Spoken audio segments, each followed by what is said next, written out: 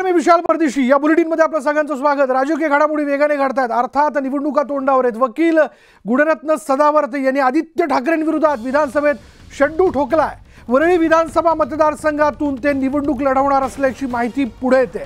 शिवाय महायुतीमधील शिवसेना आणि भाजपकडून उमेदवारी मिळवण्यासाठी सदावर्ते यांनी पक्षश्रेष्ठींकडे मागणी केलेली आहे। वरळी विधानसभा मतदारसंघातून 2019 मध्ये ठाकरे गटाचे नेते आदित्य ठाकरे यांनी निवडणूक लढवली होती आणि या निवडणुकीत त्यांना 89,248 मतं त्यांनी मिळवली आणि आदित्य ठाकरेंनी मोठा विजय मिळवला होता।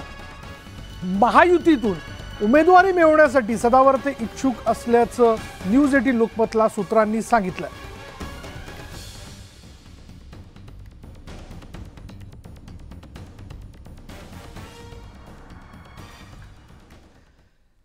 पुढे पाहूयात, आगामी विधानसभा निवडणुकीत उमेदवारी देण्यासाठी भाजपकडून गोवा आणि बिहार विधानसभा निवडणुकीत राबवलेला लिफाफा पॅटर्न राबवला जातोय आणि वेगवेगळ्या मतदारसंघातून विधानसभा निवडणुकीत कुणाला उमेदवारी द्यावी याचा अंदाज घेण्याकरता भाजपने 160 मतदारसंघातून प्रमुख पदाधिकाऱ्यांकडून बंद लिफाफ्यात उमेदवारांची नावं मागून घेतली।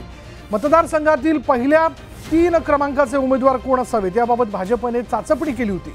उमेदवारी मिळवण्यासाठी इच्छुकांची पहिली परीक्षा असल्याचं बोललं जाते। विशेष म्हणजे यापूर्वी गोवा आणि बिहारच्या निवडणुकीत देखील भाजपकडून लिफाफा पॅटर्न राबवण्यात आला होता आणि त्यामुळे आता भाजपचा हा पॅटर्न महाराष्ट्रात कितपत प्रभावी ठरणार हे बघावं लागेल।